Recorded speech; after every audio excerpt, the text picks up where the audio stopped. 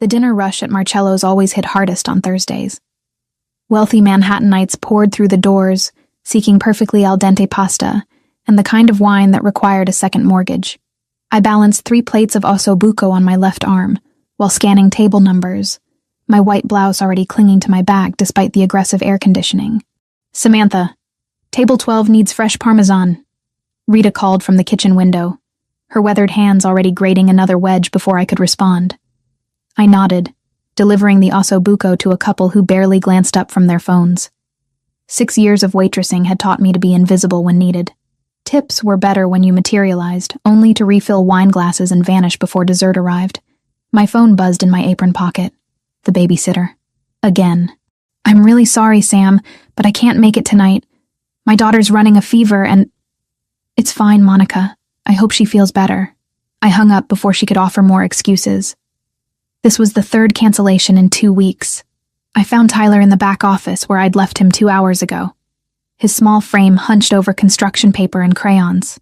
At 6 years old, he should have been home watching cartoons or playing with other kids. Instead, he sat in a cramped office that smelled of old receipts and industrial cleaner, carefully coloring inside the lines of a drawing only he understood. "Hey, buddy."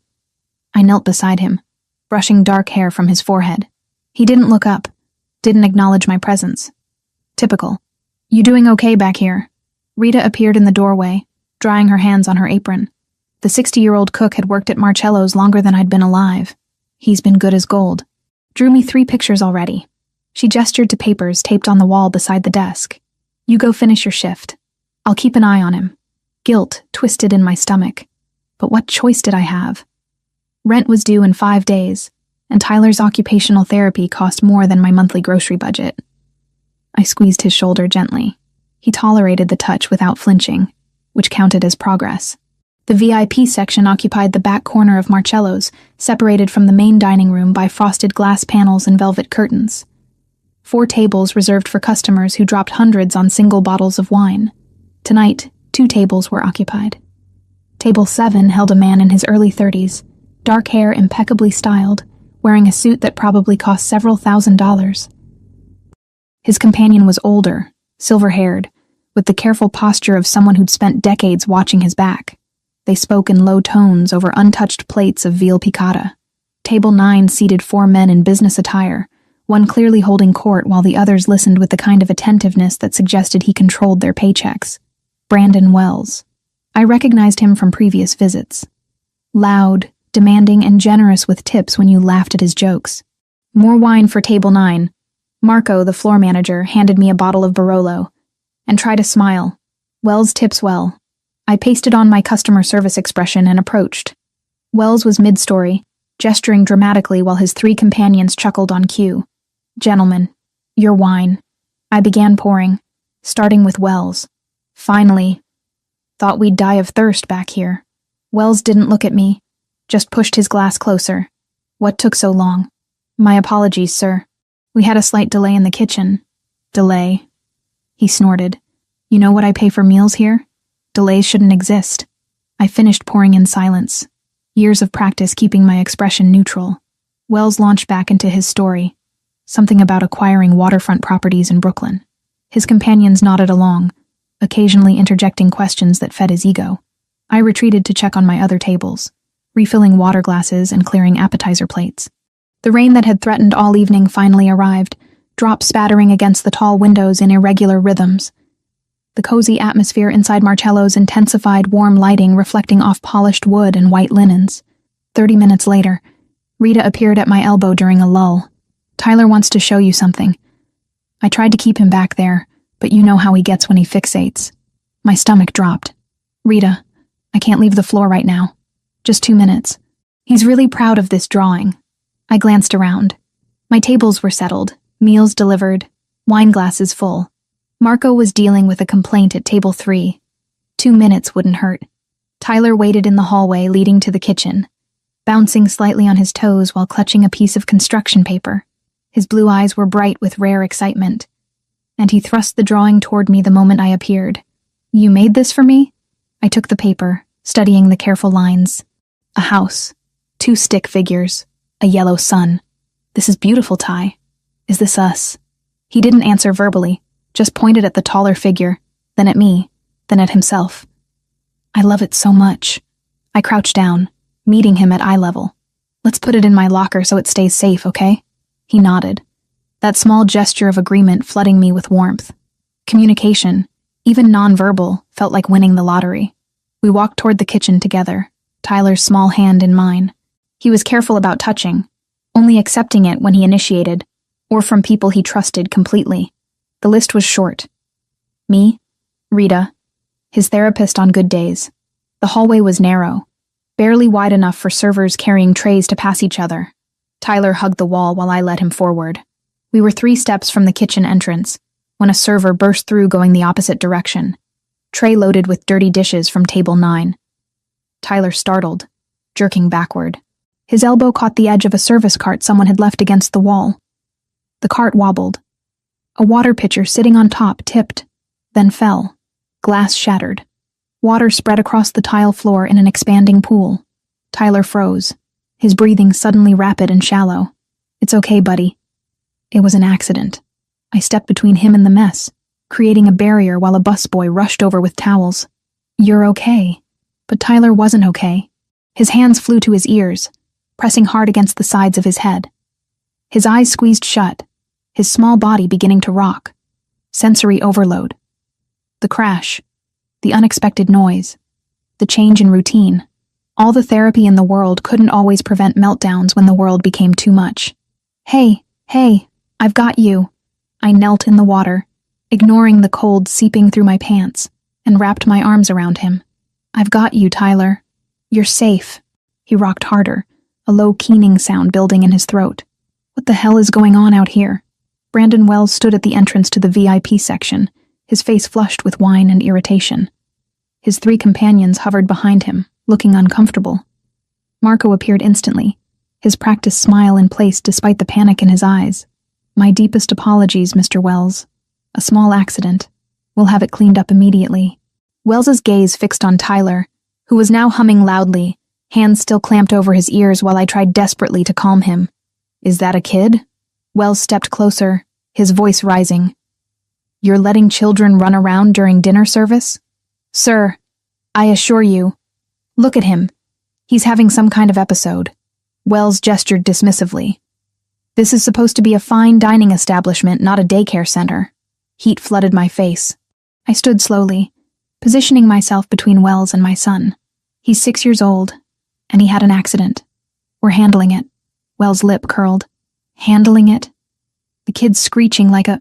He stopped himself, but his expression completed the sentence. Tyler's humming grew louder, his rocking more violent. I'd seen this pattern before. We had maybe 90 seconds before he escalated into a full meltdown that could last an hour. I need to get him somewhere quiet, I said to Marco, abandoning any pretense of professional courtesy. Can you cover my tables? Of course, Sam. Go. I reached for Tyler, but Wells wasn't finished. You know what your problem is? He addressed me directly now, stepping close enough that I could smell expensive scotch on his breath. People like you bringing your defective kids into places they don't belong. There are facilities for that kind of thing. Institutions. The word hung in the air like poison. Something dark and cold settled in my chest. I'd faced ignorance before, had endured countless stares and whispered comments from strangers who didn't understand autism. But this naked cruelty, delivered with such casual venom, stole my breath. He's not defective. My voice came out steady despite the rage building behind my sternum. He's autistic. There's a difference. Right. Autistic. Retarded. Whatever the politically correct term is these days. Wells waved his hand dismissively. Point is, the rest of us shouldn't have to deal with it while trying to enjoy a meal we're paying good money for. Tyler's keening crescendoed into a cry, his small hands hitting the sides of his head in distress. I abandoned Wells entirely, dropping to gather Tyler into my arms. He fought briefly, overwhelmed, before collapsing against me. I'm sorry you had to witness that, Mr. Wells. Marco's voice was strained. Please, return to your table. Dessert is on the house tonight. Damn right it is. Wells started to turn away, then paused. And get that thing out of here before it disturbs my business associates any further. I stopped breathing. That thing. He called my son a thing. That's unnecessary, sir.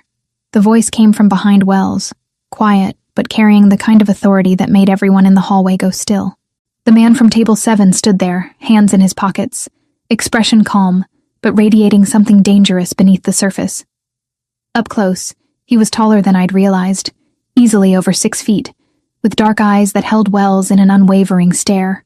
Wells straightened, squaring his shoulders. "Excuse me?" I said that's unnecessary. The man took 2 steps forward, closing the distance until he stood between Wells and where I knelt holding Tyler. "The child had an accident. His mother is addressing it. Your commentary adds nothing productive to the situation. Who the hell are you?" "Franco Ricchetti." He said it simply, like he was stating the weather. The effect on Wells was immediate. His face paled, bravado evaporating. Behind him, his 3 companions exchanged nervous glances. "Mr. Ricchetti, I didn't realize..." Wells stammered slightly. "I was just leaving." Franco completed the sentence. "You were just leaving. I think your dinner is finished." Then it wasn't a suggestion. Wells seemed to understand this instinctively, nodding quickly. "Of course. Yes. We were just about to ask for the check anyway. Marco will bring it to you. I suggest you settle your bill and depart." Franco's tone remained conversational, but something in it made the temperature drop. "Immediately would be best." Wells practically fled back to his table, his companions scrambling after him. Marco hovered uncertainly, clearly unsure how to handle whatever dynamic was unfolding. Franco turned to me, and his expression softened fractionally. "Is he all right?" I held Tyler tighter, his crying diminishing to hiccuping sobs against my shoulder. "He will be. Thank you for intervening." "No thanks necessary." Franco glanced at Tyler, and something passed across his face. Pain, maybe. Recognition. I understand how difficult this can be. Before I could respond, he walked back to his table without another word. Marco helped me get Tyler to the office, where Rita already had a blanket and his favorite stuffed elephant waiting. Tyler gradually calmed, his breathing evening out as the quiet and familiar surroundings soothed his overloaded senses. "You take your time, honey," Rita said, patting my shoulder. "I'll watch your tables." 20 minutes passed before Tyler fell asleep, exhausted from the meltdown. I held him in the office chair, my uniform soaked with water and tears, and tried to process what had happened. Someone knocked softly on the doorframe. Marco stood there looking apologetic. "Sam, Wells and his party left. But, the gentleman from table 7 wanted me to give you this." He held out a small envelope. "He specifically said it's for you only." I took it, confused. Inside was $3,100 bills and a business card with just a phone number printed on it. No name, no company. Just 10 digits in elegant font. "What is this?" Marco shook his head. He settled his bill, asked who you were, then told me to make sure you got that. Said something about therapy not being cheap and everyone deserving help. Then he left. $3,000. More money than I made in a month. From a complete stranger who'd witnessed my son's meltdown and decided to... What? I stared at the bills, my mind unable to process the gesture. "Who is he?" I asked. Marco's expression turned careful. "Franco Ricchetti. He owns several businesses in Manhattan. Restaurants, some real estate. He comes in maybe once a month. Always quiet. Always professional." He paused. "There are rumors, but that's all they are. Rumors." The way he said it made clear what kind of rumors. The way Wells had recognized the name. The immediate deference and fear. I looked down at Tyler sleeping peacefully in my arms, then at the money in my hand that could pay for 2 months of his therapy. Whatever Franco Ricchetti was, whatever he did, he'd stood up for my son when no one else had. And that gesture, that kindness from a stranger, felt more valuable than any amount of cash. I tucked the money carefully into my locker and finished my shift in a daze. Outside, the rain had stopped, leaving the streets wet and gleaming under streetlights. Tyler slept against my shoulder as I waited for a cab, his small hand clutching his drawing of our house. The business card stayed in my pocket, a mystery I wasn't sure I wanted to solve. 3 days passed before I worked up the courage to call the number on Tyler's therapy clinic. The receptionist who answered sounded confused when I asked about payment. "Mrs. Cooper, your son's account shows a credit of $45,000. 6 months of intensive therapy, fully covered. The payment came through 3 days ago from the Luca R. Foundation." I gripped my phone tighter, standing in my tiny kitchen while Tyler arranged his toy cars in precise rows on the living room floor. I didn't authorize any foundation to pay for his treatment. The foundation specializes in supporting families with special needs children. They contacted us directly, verified Tyler's enrollment, and processed the payment. It's all legitimate, I assure you. After I hung up, I stared at the business card Franco Ricchetti had left me. Just a phone number, no explanation. $45,000 was more than I made in a year before taxes. Nobody gave away that kind of money without wanting something in return. I spent my lunch break at the public library, searching for information about the Luca R. Foundation. The website was professional but sparse. Established 8 years ago, focused on providing financial support and resources to families caring for children with developmental disabilities. No photos of staff, no personal testimonials, just clinical descriptions of their mission. The Foundation's main office was listed in Midtown. I checked my reflection in the library bathroom mirror, smoothing down my hair and wishing I'd worn something nicer than jeans and a faded sweater. Too late now. I had 2 hours before I needed to pick up Tyler from his afternoon session. The office occupied the 15th floor of a glass tower that made my apartment building look like a relic from another century. The elevator opened onto a reception area decorated in soothing neutrals, with framed photographs of children on the walls. Not glamour shots, but candid moments. A girl with Down syndrome laughing on a swing. A boy in a wheelchair painting at an easel. A toddler with thick glasses reaching for bubbles. "Can I help you?" The receptionist was young, professional, her smile practiced but genuine. "I'm looking for information about the foundation. My son received a grant, and I'd like to speak with someone about it." "Of course. May I have your name?" "Samantha Cooper." Her fingers flew across her keyboard, then her eyebrows rose slightly. "One moment, please." She picked up her phone, spoke quietly into it, then hung up. "Mr. Ricchetti will see you. Third door on your right." My stomach clenched. So he was here. I'd half hoped to gather information and leave without confronting him directly. The office was smaller than I expected, lined with bookshelves instead of the expensive art I'd imagined. Franco sat behind a desk covered in manila folders and grant applications, his suit jacket draped over his chair, sleeves rolled to his elbows. He looked up when I entered, and something flickered across his face. "Surprise, maybe. Mrs. Cooper. I wasn't expecting you to track me down quite so quickly." He stood, gesturing to the chairs facing his desk. "Please sit. I'm not here to thank you." I remained standing, holding my purse strap like a lifeline. "I'm here to understand why a stranger paid $45,000 for my son's therapy. Because he needs it. And you couldn't afford it." Franco's directness caught me off guard. "The foundation exists to help families exactly like yours. You don't know anything about my family. I know you're a widow working double shifts at Marcello's. I know your son is 6 years old and has autism. I know you're drowning in medical bills and you haven't bought yourself new shoes in 2 years. He paused, watching my reaction. "I know that 3 nights ago, a grown man called your child defective, and you stood there protecting him while your world fell apart." Heat flooded my cheeks, anger and embarrassment mixing. "You investigated me. The foundation investigates all grant recipients. We need to verify that funds go to families who genuinely need assistance." He moved around the desk, leaning against its edge. "But yes, in this case I took a personal interest." "Why?" The question burst out sharper than intended. "Because you feel guilty? Because you want to play hero?" Something dark crossed his face, pain surfacing before he controlled it. "Because 17 years ago, my younger brother threw himself off a bridge after being bullied his entire life for having Down syndrome. Because I was 19 years old and too consumed with family business to notice how much he was suffering. Because I've spent nearly 2 decades trying to figure out how to make that right, and writing checks is the only thing I know how to do." The raw honesty in his voice stole my breath. This wasn't practiced sympathy or calculated manipulation. This was a wound that had never properly healed. "I'm sorry about your brother." I lowered myself into the chair, my anger deflating. "But I can't accept this kind of money from you. It's too much. It's already paid." Franco returned to his chair, folding his hands on the desk. "The clinic won't refund it, and Tyler's therapy schedule is set for the next 6 months. You can refuse future assistance, but this is done." I wanted to argue, to maintain some shred of independence and dignity. But the practical part of my brain, the part that had been quietly panicking about Tyler's waiting list for speech therapy, whispered that pride was a luxury I couldn't afford. "What do you want in return?" I asked carefully. Franco was quiet for a long moment. "I want to spend time with your son."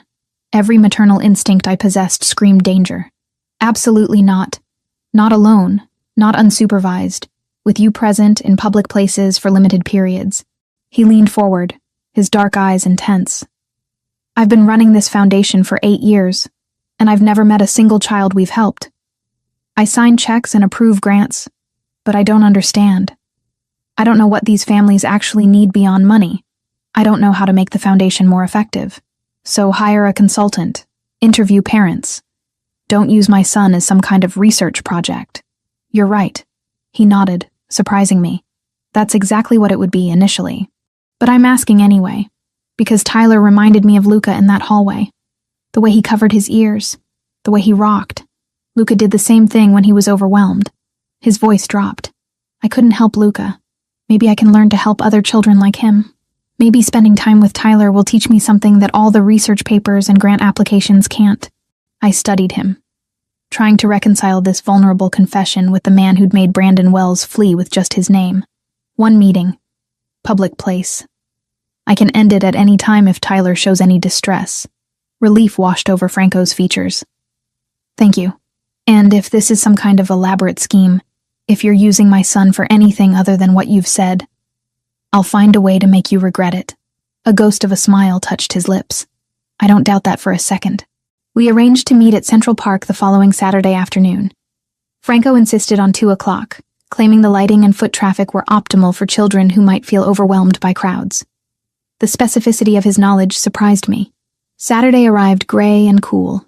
Perfect autumn weather. Tyler wore his favorite blue jacket, the one with deep pockets where he stored small toys and smooth stones. He clutched his stuffed elephant as we walked through the park, his free hand in mine. Franco waited near the Bethesda fountain, wearing jeans and a dark sweater instead of the suits I'd seen him in previously.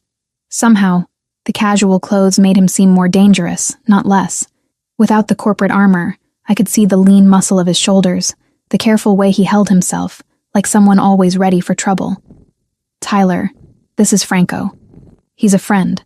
I knelt beside my son, keeping my voice calm and steady. "He's going to spend some time with us today. Is that okay?" Tyler didn't respond verbally, just studied Franco with his careful, evaluating gaze. Children with autism often notice details others missed. Whatever Tyler saw in Franco's face must have satisfied him, because he didn't retreat behind me like he did with most strangers. Franco pulled a small box from his jacket pocket and sat down on the grass, cross-legged, making himself smaller and less threatening. He opened the box to reveal a cube covered in colored squares. A Rubik's Cube, but larger than standard, with bright primary colors. Tyler's attention locked onto it immediately, his fingers twitching with interest. "Do you like puzzles?" Franco asked, not expecting an answer. He twisted the cube slowly, showing how the sections moved. My brother loved these. He could solve them faster than anyone I knew. Tyler dropped my hand and moved closer, drawn by the cube's movement and color. Franco offered it to him, and Tyler took it with both hands, turning it over and examining each face carefully. For the next 2 hours, I watched Franco sit on the damp grass, patiently showing Tyler different combinations and patterns. He never rushed, never grew frustrated when Tyler wanted to repeat the same sequence 15 times. He simply existed in Tyler's world, matching my son's pace with a patience that most paid therapists struggled to maintain. "He's doing really well." I finally sat beside them, my professional distance eroding. "Most new people overwhelm him. I'm not doing anything special." Franco glanced at me, then back at Tyler. "Just letting him lead. Luca taught me that. He'd shut down completely if you pushed him. But if you waited, let him come to you in his own time, he'd share his whole world." "How old was Luca when he died?" 16. I was 19, already working in the family business. His jaw tightened. "I thought I was protecting him by making money, building power. I didn't realize I was abandoning him when he needed me most." Tyler looked up suddenly, studying Franco's face. Then, deliberately, he placed the cube in Franco's palm and covered Franco's hand with both of his. The gesture was unmistakable. Comfort, connection. Franco froze, staring at their joined hands like Tyler had performed a miracle. He doesn't do that with anyone outside family. My voice came out thick with unexpected emotion. Ever. I don't deserve it. Franco's whisper was barely audible, but I'll try to. We stayed until Tyler grew tired, his movements becoming less coordinated, signaling approaching sensory overload. As we walked back toward the park exit, Franco fell into step beside me. There's something else. He pulled out his phone, scrolling to a contact. The foundation has a list of caregivers who specialize in autism. They're thoroughly vetted, trained in behavioral therapy, patient and reliable. I know you've been having trouble with your current babysitter canceling. My defenses rose automatically. I can't afford specialized care. The foundation covers it, part of family support services. We provide up to 20 hours per week of respite care for parents. It was too perfect, too convenient. Why didn't you mention this 3 days ago when we talked? Because I needed to see if I could actually do this, if I could spend time with a child like Luca without falling apart. He stopped walking, his expression serious. I meant what I said, Samantha. I want to learn. Tyler's teaching me things I didn't understand before, and it's only been 2 hours. If you'll allow it, I'd like to do this again. Once a week, same time, same place. You set all the boundaries. Tyler tugged my hand, ready to go home. I looked between my son and the man who'd somehow managed to connect with him in a single afternoon. Once a week. I agreed carefully. We'll see how it goes. Franco's smile transformed his entire face, making him look younger, less burdened. Thank you. That evening, a woman named Patricia called about the caregiver position. She had 15 years of experience with autistic children, references from 4 families, and certification in applied behavior analysis. She could start Monday if I wanted. I wanted, desperately. But accepting felt like another step deeper into whatever arrangement I'd made with Franco Ricchetti, another thread tying us together in ways I didn't fully understand yet. Tyler brought me his drawing pad before bed, showing me a new picture. 3 stick figures this time. 1 tall, 1 medium, 1 small. In the tall figure's hand, a colorful square that could only be the cube. Is that Franco? I asked. Tyler pointed at the tall figure, then at himself, then at me. The 3 of us, standing in the park together. I kissed the top of his head, breathing in the scent of his strawberry shampoo, and wondered what exactly I'd gotten us into. Patricia turned out to be everything the foundation promised. She arrived on Monday wearing comfortable clothes and carrying a backpack full of sensory tools Tyler had never seen before. Within 15 minutes, she had him engaged with a weighted lap pad and textured fidget toys. I left for my shift at Marcello's feeling lighter than I had in months. The routine Franco and I established settled into place with surprising ease. Tuesday and Saturday afternoons at 2 o'clock, various locations around Manhattan. Always public, always supervised, always ending when Tyler showed signs of fatigue. The second week, Franco brought a chess set. Not a standard one, but oversized pieces with magnetic bases and bright colors that Tyler could distinguish easily. We'll start simple, just learning how each piece moves. Franco sat cross-legged on a bench in Bryant Park, the board between them. This is a pawn. It moves forward 1 square at a time. Tyler picked up the red pawn, examining it from every angle before placing it back exactly where it had been. Then he picked up the blue knight, turning it slowly. That one's trickier. Knights move in an L shape. Franco demonstrated with another piece, his movements slow and deliberate. They can jump over other pieces too. I watched from a nearby bench, pretending to read a book while actually observing every interaction. Franco's patience never wavered, even when Tyler spent 20 minutes just arranging and rearranging the pieces by color instead of playing. He seemed content to exist in whatever activity Tyler chose, adapting rather than directing. The third week, something shifted. We arrived at the park, and Tyler's head turned immediately, scanning the area. When he spotted Franco standing near the fountain, Tyler's whole body relaxed. He pulled away from my hand and walked directly to Franco, holding up the small notebook he carried everywhere. Franco knelt down, accepting the notebook Tyler offered. Inside were drawings, dozens of them, chess pieces in various arrangements, the Rubik's Cube from different angles, and on the last page, a stick figure with dark hair holding a chess piece. You drew me. Franco's voice was thick with emotion he didn't bother hiding. This is incredible, Tyler. Tyler reached out and touched Franco's hand, just briefly, before pulling back and opening his own backpack to retrieve the chess set Franco had given him to keep. He's been practicing at home. I joined them, unable to maintain my observer distance. Every night before bed, he sets up the pieces exactly how you showed him. He remembers the positions. Franco looked at me, wonder clear in his expression. That's remarkable spatial memory. His therapist says many autistic children have incredible memory for patterns and sequences. Tyler can remember the exact arrangement of his toy cars from 3 days ago. Franco turned back to Tyler, his attention absolute. Want to try moving the pieces today? We can play a real game.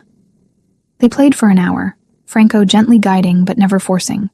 Tyler moved pieces seemingly at random at first, but gradually I noticed patterns emerging.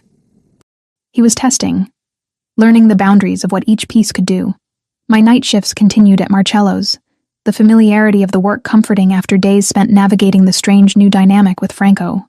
Thursday evening, I was refilling wine glasses in the main dining room when I noticed him sitting alone at table 12, reading something on his phone while a plate of carbonara sat untouched. I didn't know you were coming in tonight. I approached his table, suddenly self-conscious about my work uniform and the smell of kitchen grease probably clinging to my hair. Franco looked up, setting his phone aside. I had a meeting nearby. Figured I'd grab dinner somewhere familiar. The carbonara's getting cold. I got distracted. He gestured to the empty seat across from him. Take a break. Sit for a minute. I shouldn't have. I had 4 other tables and Marco was already giving me looks for lingering. But I sat anyway, folding my hands in my lap to keep them still. How was Tyler's session today? Franco asked. Good. His speech therapist thinks he might be ready to try verbal communication exercises soon. Not full sentences, but single words for basic needs. That's progress. It is. I studied him. This man who'd inserted himself into our lives and somehow become essential in just 3 weeks. Why do you really care so much? And don't tell me it's just about Luca. Franco was quiet for a long moment, his fingers tracing patterns on the tablecloth.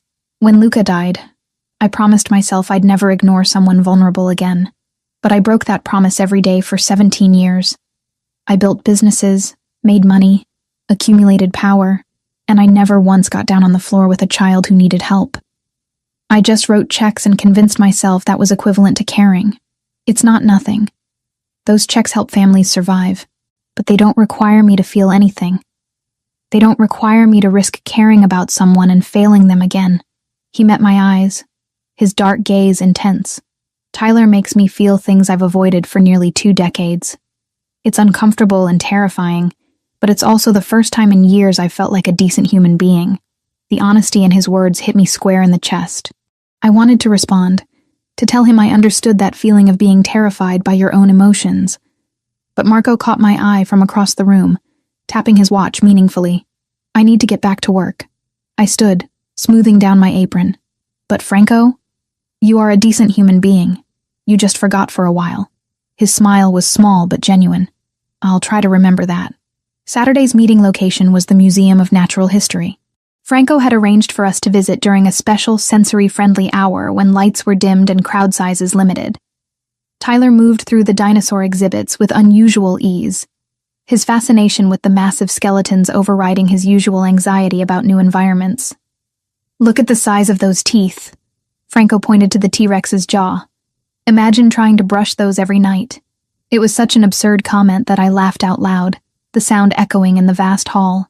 Tyler looked at me, startled by the noise, then at Franco, then back at me. Something that might have been amusement flickered across his small face. We spent 2 hours wandering the exhibits, Franco providing a running commentary that was equal parts educational and ridiculous. Tyler didn't respond verbally, but his attention never wavered, his small hand finding Franco's at one point when the crowd near the meteorite display grew unexpectedly large. He trusts you. I watched them examine a display of fossils together. That's not something he gives easily. The feeling's mutual. Franco glanced at me over Tyler's head. I trust him too. And you. The words settled between us, weighted with implications neither of us was ready to address directly. We were leaving through the gift shop when everything fell apart. Tyler had been fine all morning, his anxiety managed by the controlled environment and predictable routine, but the gift shop was chaos. Too many people, too many sounds, fluorescent lights blazing overhead, and music playing from hidden speakers. Tyler's hands flew to his ears, his breathing instantly rapid and shallow. I recognized the warning signs immediately. We need to leave. Now. I tried to steer him toward the exit, but he'd already locked up, his body going rigid with sensory overload. People were starting to stare. A woman pulled her daughter away from us, as if autism might be contagious. A man in an expensive coat made an annoyed sound, forced to walk around us where Tyler had frozen in the middle of the aisle. "I've got him." Franco's voice was calm, controlled. He knelt beside Tyler, not touching yet. "Tyler, look at me." "Can you look at me?" Tyler's eyes were squeezed shut, his keening growing louder. Franco moved without hesitation, wrapping Tyler in a firm bear hug, applying deep pressure to his small body. "I've got you. You're safe. I'm right here." I'd told Franco about deep pressure therapy during one of our conversations, but I hadn't expected him to remember the exact technique, much less implement it so perfectly. He held Tyler with firm, even pressure, not restraining but containing, giving Tyler's overwhelmed nervous system something solid to focus on. "There's a quiet room for nursing mothers past the restrooms." A museum employee appeared at my elbow. "You can use it. Follow me." We moved quickly, Franco carrying Tyler while I cleared the path ahead. The room was small, dimly lit, blissfully silent. Franco sat on the floor with Tyler still in his arms, maintaining the pressure while Tyler gradually calmed. 20 minutes passed before Tyler's breathing evened out. His rigid body slowly relaxed, melting against Franco's chest. When he finally opened his eyes, they were wet with tears, but the wild panic had faded. "You're okay." Franco's voice was barely a whisper. "You did so good, Tyler. So good." Tyler made a small sound, not quite a word, but close. His hand patted Franco's arm twice, deliberate and intentional. "Thank you," in the language Tyler used. "How did you know to do that?" I asked once we'd gotten Tyler home and settled on the couch with his favorite blanket. Patricia had left dinner in the fridge with a note about Tyler's good afternoon session, completely unaware of the crisis that had followed. Franco stood in my tiny kitchen, looking out of place among the mismatched cabinets and ancient appliances. I've spent the last month reading everything I could find about autism. Books, research papers, parent forums, therapy guides. I needed to understand. "You studied." Obsessively, he turned to face me. "I told you, Samantha. I'm not going to fail another child because I didn't bother to learn what they needed."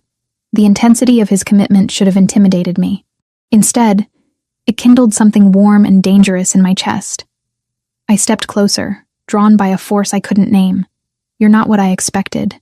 "What did you expect?" "Someone colder, more calculating.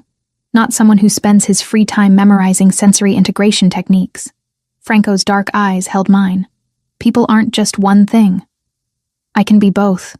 The moment stretched between us, charged with possibility. Then Tyler called out from the living room, needing me, and the spell broke.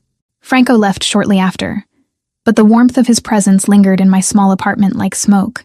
It wasn't until Tuesday that I noticed the man. Medium height, average build, wearing jeans and a jacket that could belong to anyone. He stood across the street from Tyler's therapy clinic, watching the entrance with casual intensity. When we emerged an hour later, he was gone. Wednesday, I saw him again. Different location, different clothes, same careful distance. Thursday, he was outside Marcello's when my shift ended at midnight. I called Franco before I could talk myself out of it. He answered on the second ring. "There's someone following me." No preamble, no small talk. "I've seen him 3 times this week. Is this your doing?" Silence. Then, "Yes." The confirmation knocked the breath from my lungs. "You're having me surveilled. I'm keeping you safe." Franco's voice was matter of fact. "You and Tyler. My association with you, even innocent, makes you potential targets. I couldn't live with myself if something happened because I was careless. You had no right to make that decision for me. You're right, I didn't. But I made it anyway. And I won't apologize for it." He paused. "The man you've noticed is Paul. Former Secret Service, highly trained, completely trustworthy. There are 2 others you haven't spotted. They'll maintain distance unless a threat presents itself. I should have been furious. Should have told him to call off his people and stay away from us. But a part of me, the part that had been terrified walking home alone at night for years, felt relief mixed with the anger. If I accept this, I have conditions. Name them. They stay invisible. No interference in my daily life. I maintain complete autonomy over every decision regarding Tyler and myself. I took a breath. And the second there's a real threat, the second I think Tyler is in actual danger because of you, I disappear. You'll never find us again. Understood. Anything else? Stop making decisions for me. If something affects us, you tell me first. Even if you think I won't like it. Deal. He sounded almost relieved. Samantha? Thank you. For what? For not running. Most people would have. I hung up without responding, staring at my reflection in the dark window. Who was I becoming, accepting surveillance and danger as the price of whatever this was developing between us? 2 blocks away, in an office with a view of the river, Brandon Wells spread photographs across his desk. Samantha leaving work, Tyler at therapy, Franco at the park with both of them. The private investigator had been thorough, documenting every interaction over the past 3 weeks. You're sure about the woman's identity? Wells asked. Samantha Cooper, 28 widow, works at Marcello's. Ricchetti's been spending significant time with her and the kid. There's definitely something personal there. Wells smiled, the expression cold and calculated. Ricchetti had humiliated him publicly, made him look weak in front of important business associates. That kind of disrespect demanded response, and Wells had finally found the perfect angle. He wouldn't touch the woman or her disabled brat. That would be too obvious. Instead, he'd destroy Franco Ricchetti using every tool at his disposal. The contacts, the political leverage, the connections with organizations that made even Mafia bosses nervous. Keep documenting everything. Wells pushed the photographs back toward the investigator. I want to know everyone Ricchetti associates with, every business he owns, every transaction he makes. We're going to take him apart piece by piece. The investigator gathered the photos and left. Wells poured himself 3 fingers of scotch and raised the glass toward the window, toasting his own reflection. To revenge, he murmured. And to teaching arrogant criminals that some people can't be pushed around. 6 weeks had transformed everything and nothing. Franco still met us twice a week, still brought puzzles and chess pieces, still sat on park benches teaching Tyler patterns that most adults couldn't master. But something had shifted beneath the surface, a current pulling us toward deeper water neither of us acknowledged aloud. I'd like to invite you both to dinner. Franco made the offer on a Tuesday afternoon, while Tyler arranged magnetic tiles into elaborate geometric structures. At my place, nothing formal, just a meal. I should have said no. Accepting felt like crossing a line we'd carefully avoided. But Tyler looked up at Franco's words, his blue eyes bright with interest, and I found myself nodding before caution could override instinct. Saturday evening, 6 o'clock. I'll send a car. We can take the subway. Samantha. Franco's voice was gentle but firm. Let me send a car. Please. The vehicle that arrived Saturday was sleek and black, the driver professional and silent. Tyler pressed his face to the window during the 20-minute drive, watching the city lights blur past. I smoothed down the simple navy dress I'd chosen, suddenly aware of how out of place I'd feel in whatever penthouse Franco called home. The building rose 40 stories above Central Park West, all glass and steel and understated wealth. A doorman greeted us by name, directing us to a private elevator that required a key card to access the top floor. Tyler held my hand tighter as we ascended, the numbers climbing higher than either of us had ever been. Franco answered the door in jeans and a dark sweater, barefoot, looking more approachable than I'd ever seen him. Welcome. Come in. The penthouse was spacious but surprisingly warm. Hardwood floors, comfortable furniture that looked lived in rather than displayed, floor-to-ceiling windows offering views of the park below. But what caught my attention were the personal touches. Framed photographs lined one wall. A young Franco with an older couple who must have been his parents. A teenage boy with a wide smile and distinctive features sitting at a piano. Luca. That's my favorite picture of him. Franco followed my gaze. Taken a month before he died. He'd just learned a new piece, something by Mozart. He played it 17 times in a row that day. Tyler had already discovered the aquarium built into the far wall, a massive tank filled with colorful fish and living coral. He stood transfixed, his small hands pressed against the glass. I had it installed 2 years ago. Thought it might be calming. Franco joined Tyler, pointing out different species. That's a clownfish. See the orange and white stripes? And the blue one hiding in the coral is a tang. Tyler's fingers traced the path of a fish swimming past, his expression peaceful in the way it only got when he felt completely safe. Franco had set the dining table for 3, with a booster seat already positioned for Tyler. The kitchen smelled incredible. Garlic and cheese and something rich I couldn't identify. You actually cooked?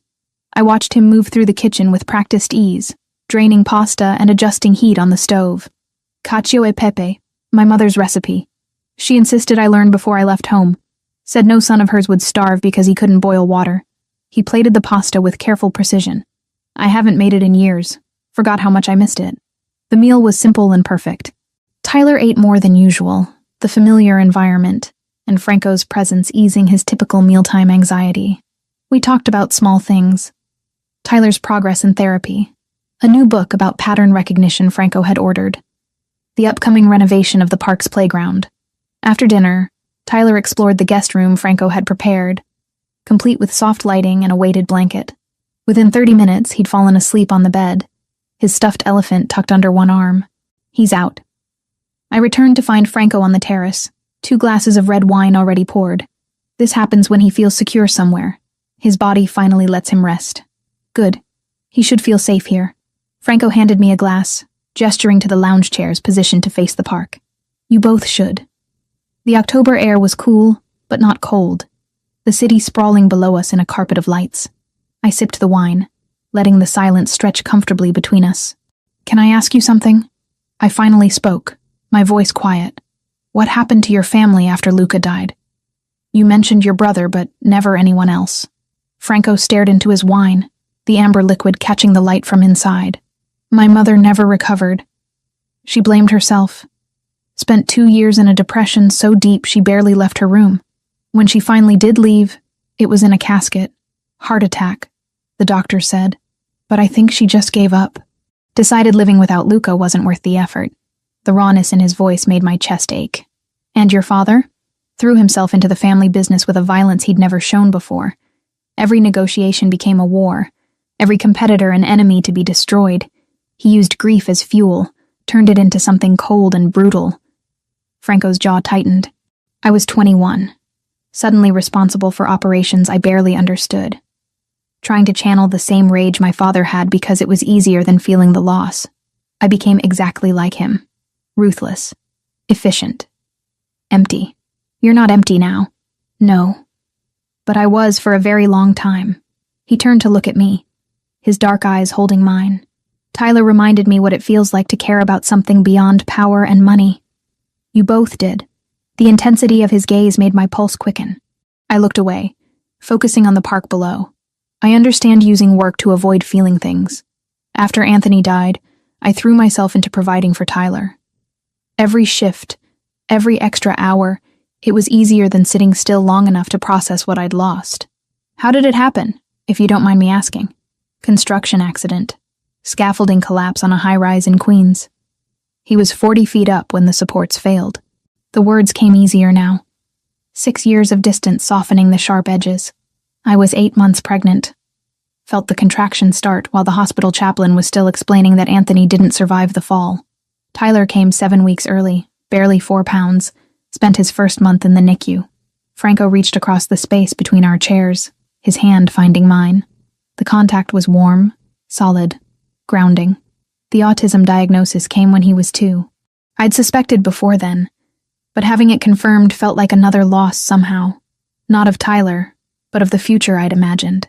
The one where Anthony taught our son to ride a bike and play catch. Where Tyler had friends and birthday parties and all the normal milestones. I paused. The guilt I'd carried for years rising in my throat. I blamed myself for a long time.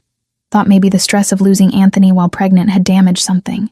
Rationally, I know that's not how autism works. Emotionally, I've never fully forgiven myself for not being strong enough to protect him. Samantha. Franco's grip on my hand tightened.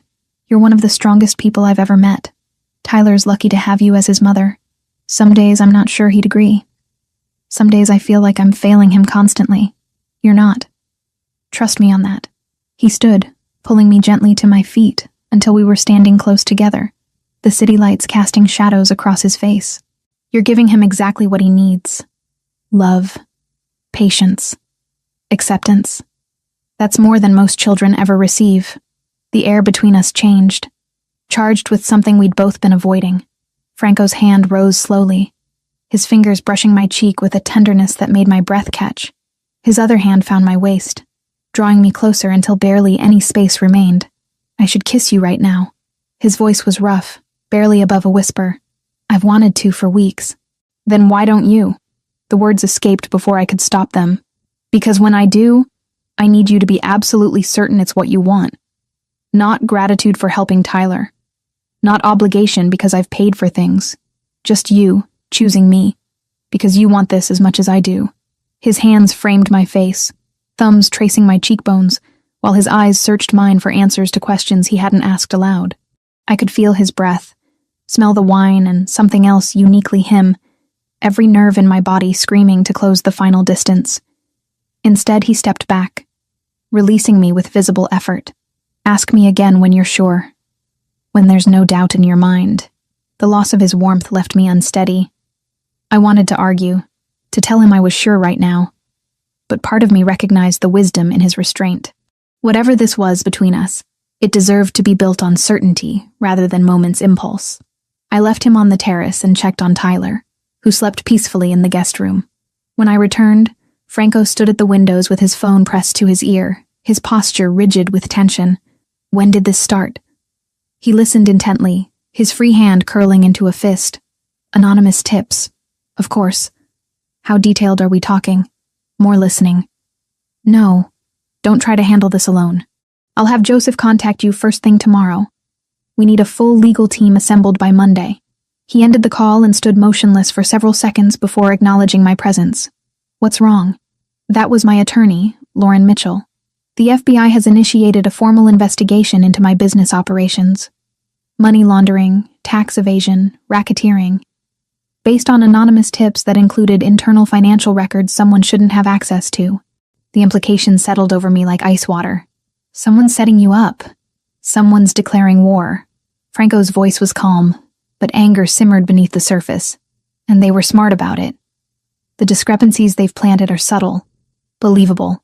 This isn't going to disappear with a few phone calls.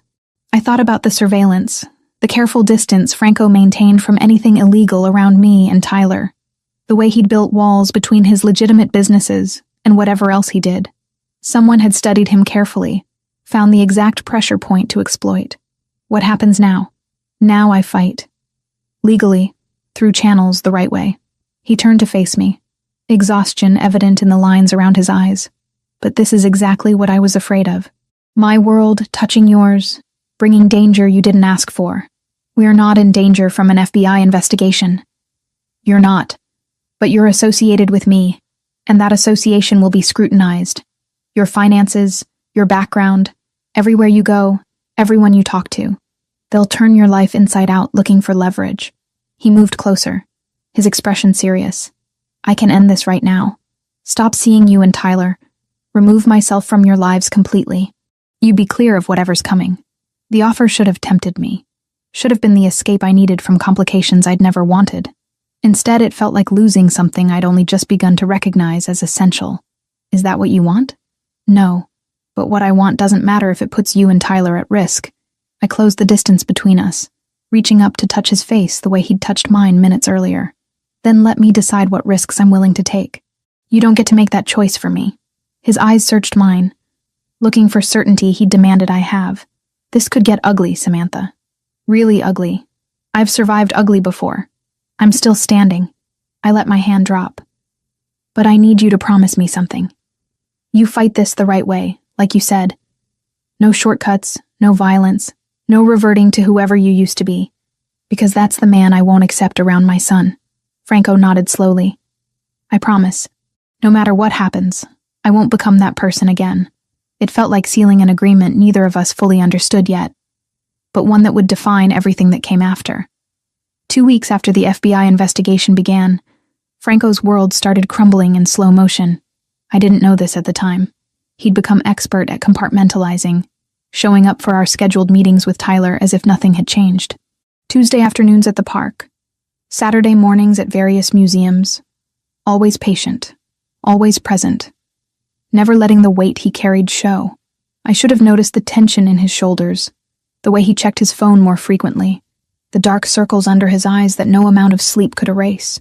but I was too focused on Tyler's progress, on the way my son had started attempting single words during therapy, to see the storm gathering around the man who'd become central to both our lives. The first crack appeared when Franco canceled our Tuesday meeting. A text message, brief and apologetic. "Business emergency. We'll reschedule soon. Sorry." Tyler spent that afternoon confused and agitated, checking the window every 10 minutes as if Franco might still appear. I tried distracting him with the chess set, but he pushed it away, retreating to his room with his stuffed elephant. Thursday brought another cancellation. This time, no explanation at all.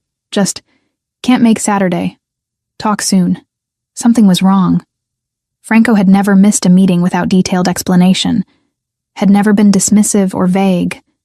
I considered calling him, demanding answers, but pride kept my phone in my pocket.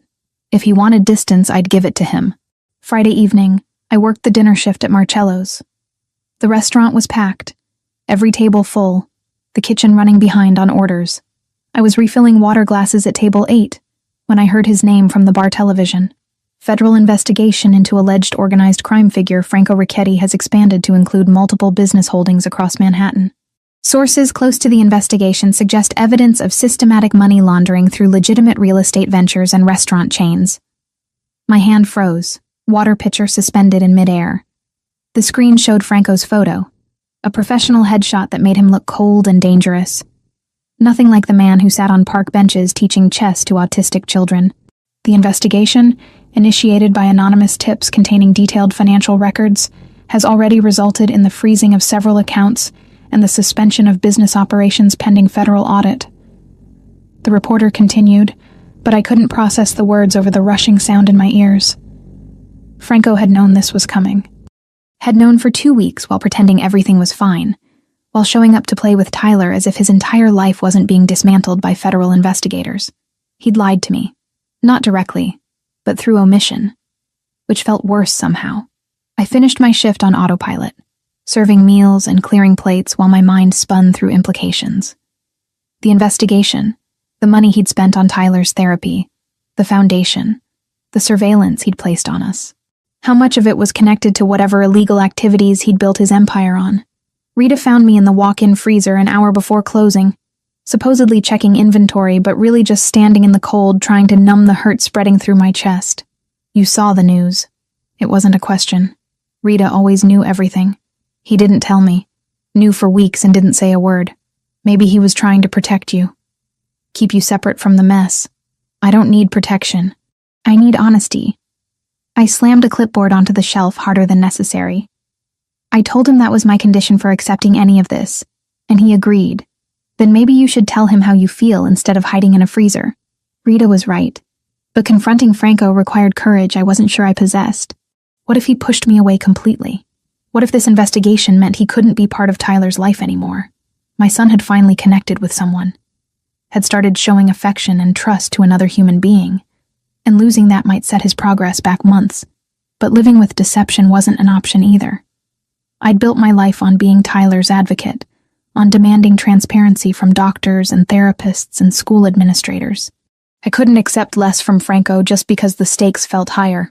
I left work at 11, took the subway to Tyler's babysitter Patricia's apartment to pick him up. He was already asleep, exhausted from a full day of activities. Patricia helped me get him into a cab without waking him, his small body warm and heavy against my shoulder. The cab driver asked for an address. I gave him Franco's building on Central Park West without letting myself overthink the decision. The doorman recognized me from our dinner 2 weeks ago. "Good evening, Mrs. Cooper. Shall I call up to Mr. Ricchetti?" "Please." I waited in the lobby, Tyler's weight grounding me while my heart hammered against my ribs. The doorman spoke quietly into his phone, then nodded. "He says to send you up." The elevator ride felt longer this time, Tyler growing heavier with each passing floor. When the doors opened, Franco stood waiting in his doorway, still dressed in a suit despite the late hour, his expression carefully neutral. "Samantha, I wasn't expecting you." "I know." I walked past him into the penthouse, moving directly to the guest room where I laid Tyler on the bed, covering him with the weighted blanket Franco kept there. My son didn't stir, secure in sleep. When I returned to the living room, Franco stood by the windows, hands in his pockets, looking out at the city lights. His reflection in the glass showed exhaustion I'd never seen before, defeat pulling at his features. I saw the news. I kept my voice level, refusing to let emotion derail what I needed to say. The investigation, the frozen accounts, all of it. And I realized you've known for 2 weeks while pretending everything was normal. I was trying to keep you out of it. By lying to me? The words came out sharper than intended. By breaking the one condition I gave you for letting you into our lives? Franco turned to face me, and the rawness in his expression stole my breath. I wasn't lying. I was protecting you from information that could make you legally complicit. The less you knew, the safer you were. That's not your decision to make. I moved closer, forcing him to maintain eye contact. I'm not a child who needs shielding from difficult truths.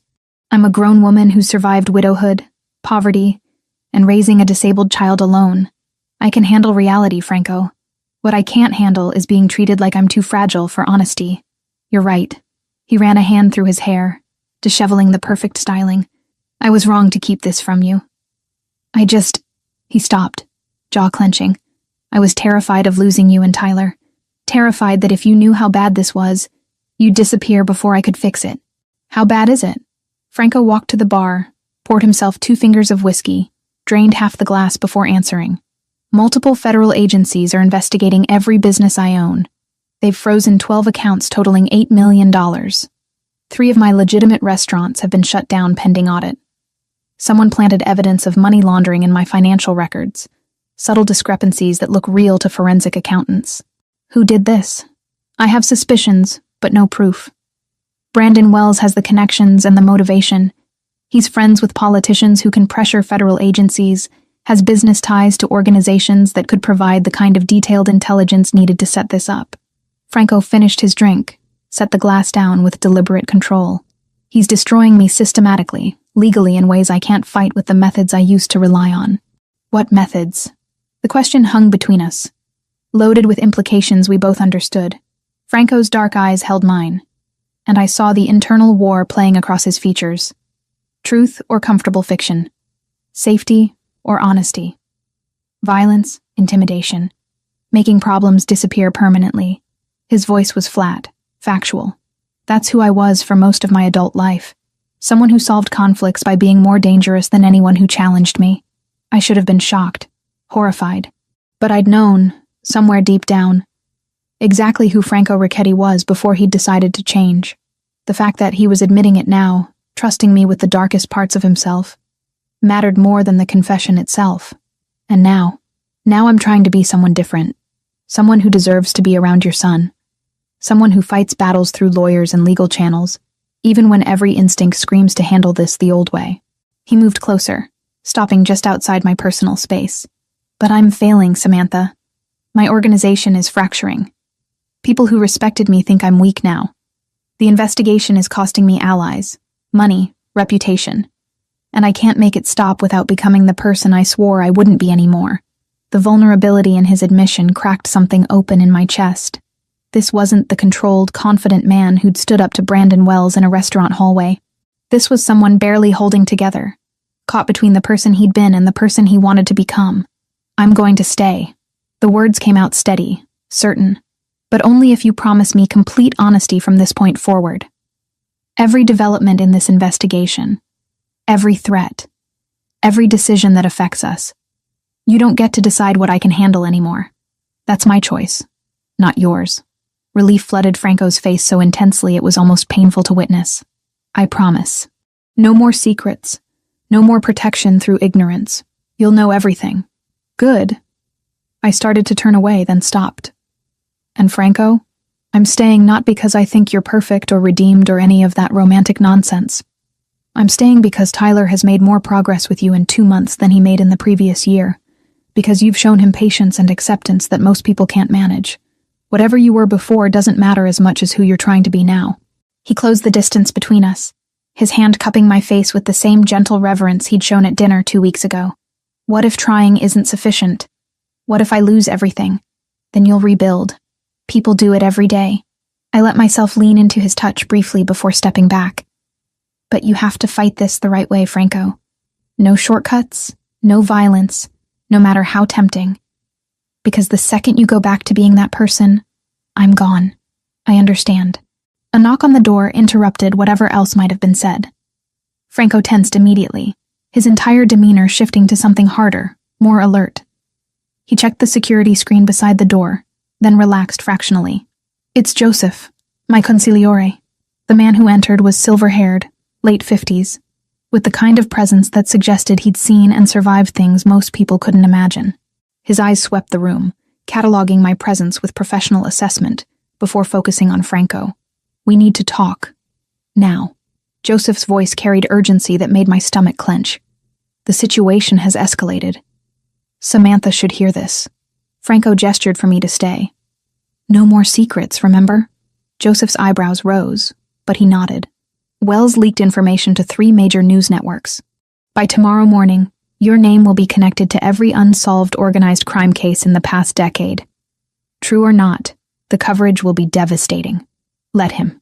We'll issue statements through Lauren, correct the record where we can. That's not all. Joseph pulled out his phone, showing a document that meant nothing to me, but clearly meant everything to Franco based on his expression. He's been meeting with representatives from the Yakuza Yamaguchi. They've been trying to expand operations in New York for years. Wells is offering them information about your territory, your operations, your weaknesses, in exchange for their help destroying you completely. The temperature in the room seemed to drop. Franco's hands curled into fists at his sides, his jaw so tight I could see muscle jumping beneath his skin. When did you confirm this? 3 hours ago. I've had people watching Wells since the investigation started. Joseph pocketed his phone, his expression grim. Franco, this has gone beyond business competition. Wells has made this personal, and he's brought in people who won't stop at legal destruction. The Yakuza doesn't play by federal rules. Neither do we. The words came out cold, emotionless. The man I'd glimpsed in the restaurant hallway. The one who'd made Brandon Wells flee with just his name. Exactly. Joseph leaned forward, his voice dropping. One word from you, and Wells disappears. Quietly, cleanly, in a way that can never be traced back to us. The investigation loses its primary source.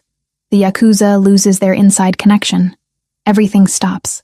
Silence filled the penthouse, heavy with the weight of the decision being offered. I watched Franco's face, saw the war being waged behind his dark eyes. Every muscle in his body radiated tension, violence barely contained beneath expensive clothes and civilized veneer. This was the moment everything hinged on. The choice between who he'd been and who he wanted to become. Easy solution versus difficult principle. Franco's gaze found mine across the room, and something passed between us. A question, a plea, an acknowledgement of what he was giving up by choosing the harder path. No, his voice was rough but definite. We don't touch Wells. We fight this through legal channels, through evidence and attorneys in the system. Joseph's expression flickered with something that might have been disappointment or respect. That could take years. Could cost you everything you've built. Then it costs me everything. Franco's posture remained rigid, but certainty filled his words. I'm not going back to solving problems with body counts. Not anymore. Joseph studied his boss for a long moment, then nodded slowly. Your call. I'll inform the others that Wells remains off limits.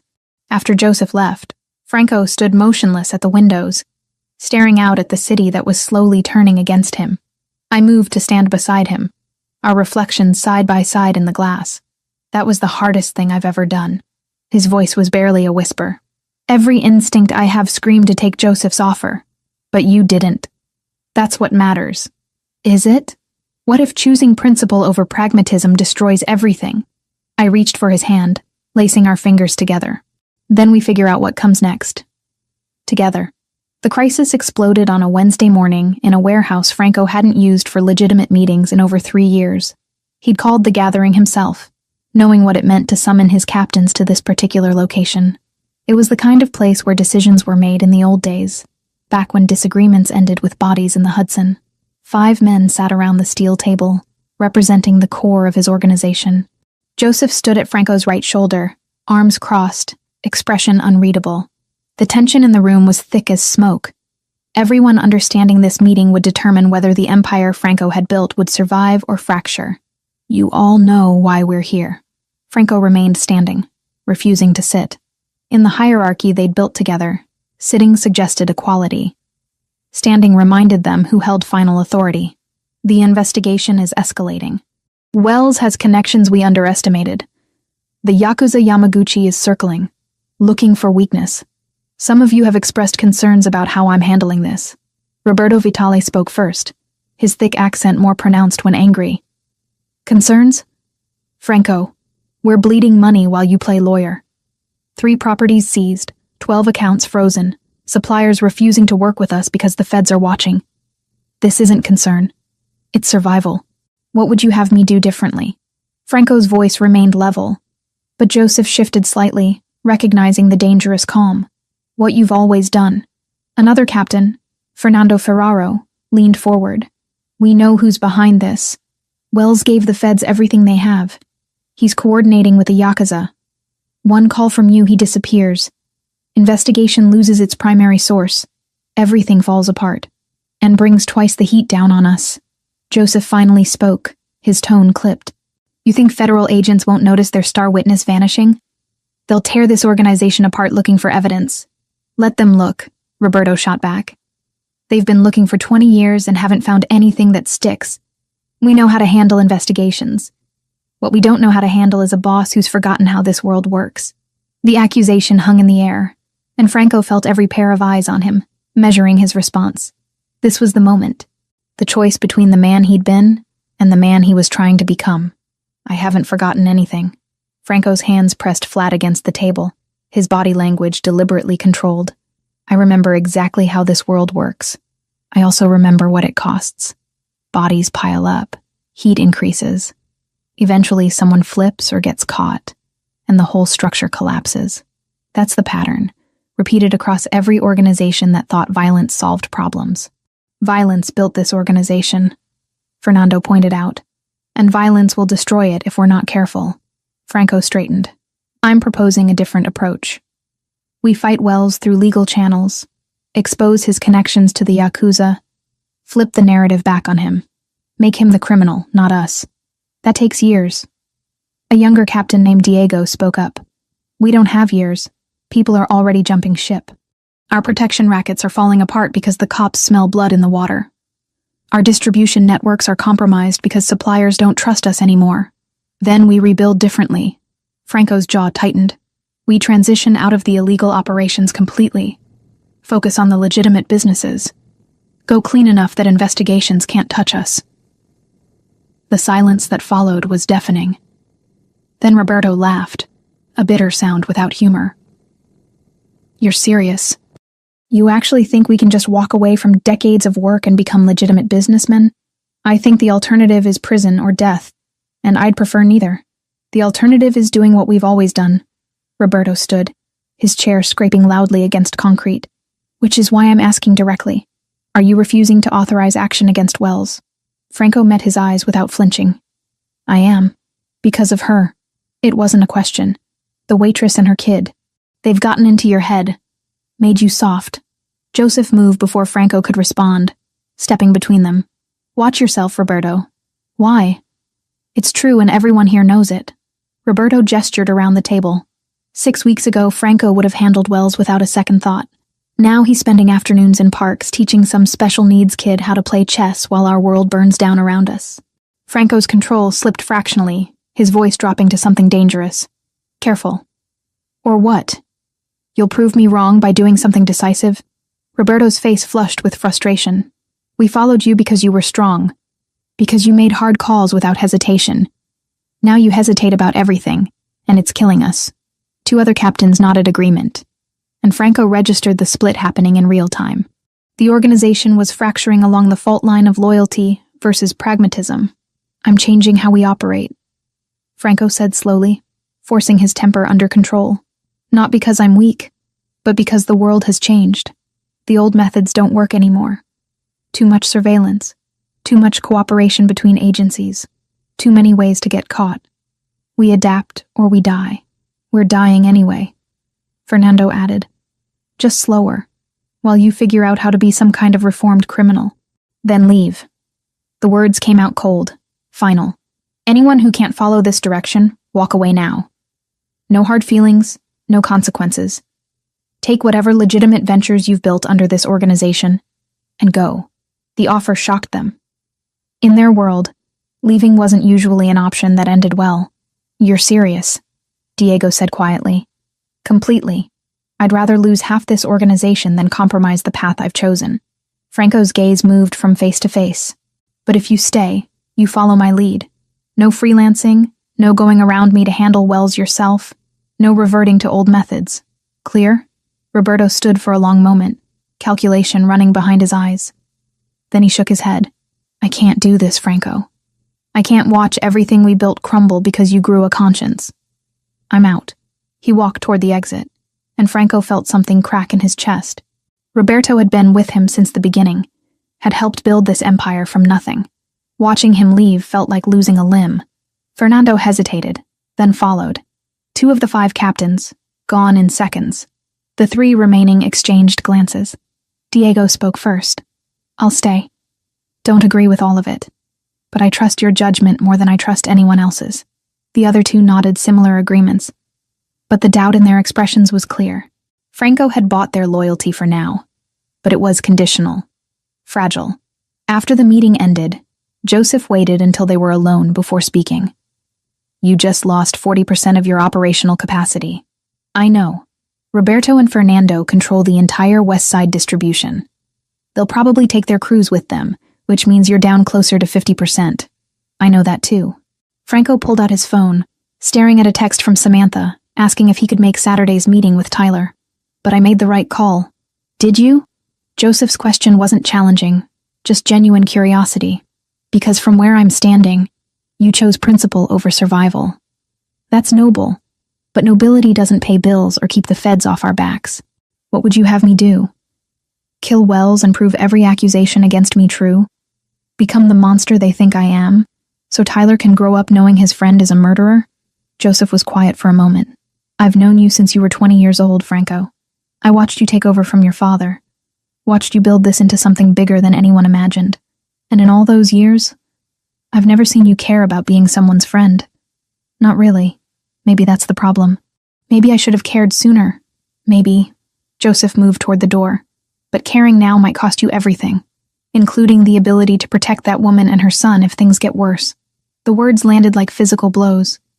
Because Joseph was right. Franco had built protection through power and fear. Strip those away, and what did he have left to shield Samantha and Tyler from the storm he'd pulled them into? While Franco dealt with his collapsing organization, I sat in my therapist's office struggling to articulate the war happening inside my chest. Dr. Harris waited patiently, giving me space to find words for feelings I barely understood myself. "I think I'm falling in love with him." The admission felt both terrifying and inevitable, which is completely insane given everything happening. Why is it insane? Because he's under federal investigation. Because he's admitted to violence in his past. Because people in his world are leaving him because they think I've made him weak. I twisted my hands together, unable to meet her eyes. How can I be falling for someone whose life is actively falling apart because of choices I'm partially responsible for? Are you responsible for his choices? He says Tyler and I are part of why he's choosing this path. That we've shown him something worth being better for. That's not the same as being responsible. Dr. Harris pointed out gently. He's making decisions based on his own values and who he wants to become. You're an influence, yes, but not the cause. It feels like I am. I finally looked up. Every time he chooses the harder path, the one that costs him more, I see him look at me like he's checking if it's worth it. Like I'm the reason he's not taking the easy, violent solution everyone else wants. And how does that make you feel? Terrified, honored, guilty, all of it at once. I exhaled shakily. What if he loses everything trying to be someone worthy of being around Tyler? What if this path destroys him and I'm the reason? Let me ask you something. Dr. Harris leaned forward slightly. If Franco had chosen the other path, if he'd handled the situation the way his organization wanted, with violence and intimidation, would you still be here? Would you still be considering a relationship with him? No. The answer was immediate, certain. I told him that was my line. Any violence, any return to who he used to be, and I'm gone. So your presence in his life isn't making him weak. It's making him choose between being strong in the way he always has been versus being strong in a completely different way. The fact that he's choosing the second option tells you something important about his character. I sat with that, turning it over in my mind. That he's capable of change. That he wants to change. That he values what you and Tyler represent more than he values the easy path. She paused. The question you need to answer is whether you can handle being part of that journey, knowing it might not end well, knowing he might lose everything and need to rebuild from nothing. I've been broke before. I know how to survive it. I'm not talking about money. I'm talking about watching someone you care about struggle, possibly fail, while knowing your presence is part of what's making it harder for him. The weight of that settled over me. I don't know if I'm strong enough for that. Then maybe that's what you need to figure out before this goes any further. 2 nights later, I found myself at Franco's penthouse again. Though I couldn't have explained what drove me there, Tyler was with Patricia for the evening, giving me rare freedom. I could have gone anywhere, done anything. Instead, I stood in Franco's living room watching him pour wine with hands that shook slightly. Bad day? I asked. Bad week. Bad month, really. He handed me a glass, his fingers brushing mine briefly. Roberto and Fernando took their cruise, just like Joseph predicted. I'm down to about 40% operational capacity. The investigation is getting more aggressive. Wells leaked more information to the press connecting me to cases I had nothing to do with. And my attorney thinks the FBI is building toward formal charges within 60 days. I'm sorry. Don't be. He took a long drink.